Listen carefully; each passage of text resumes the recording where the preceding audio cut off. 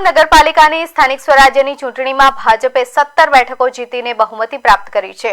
આ ભવ્ય જીતની ઉજવણીના ભાગરૂપે દેગામમાં એક વિશાળ રેલી કાઢવામાં આવી હતી। આ રેલીમાં ભાજપના અગ્રણી નેતાઓ વિમલભાઈ અમીન, ગોપાલભાઈ બારોટ તેમજ તમામ વિજેતા ઉમેદવારોએ ઉત્સાહભેર ભાગ લીધો હતો। વિશેષ આકર્ષણ વોર્ડ નંબર 5ના 23 વર્ષીય વિજેતા ઉમેદવાર અમીન રહ્યા હતા, જેમણે નાની વયે રાજકીય વારસો જાળવી રાખીને ભાજપની ટિકિટ પરથી જંગી મતો મેળવ્યો છે। તેમણે પોતાની સાથે પોતાની આખી પેનલને પણ વિજય અપાવવામાં ભૂમિકા ભજવી છે।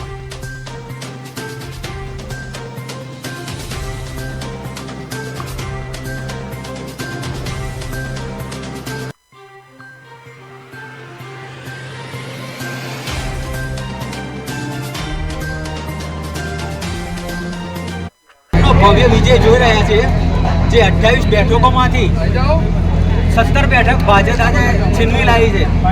એમાંથી એક નાનકડું બાળક જે 23 વર્ષની ઉંમરમાં ભાજપમાં કોર્પોરેટર તરીકે પ્રવેશ કર્યો, એમને શું રાજનીતિ અપનાવી અને કઈ રીતે એમનું ભાગ્ય કામ કર્યું, આપણે એમને થોડોક સાંભળીશું।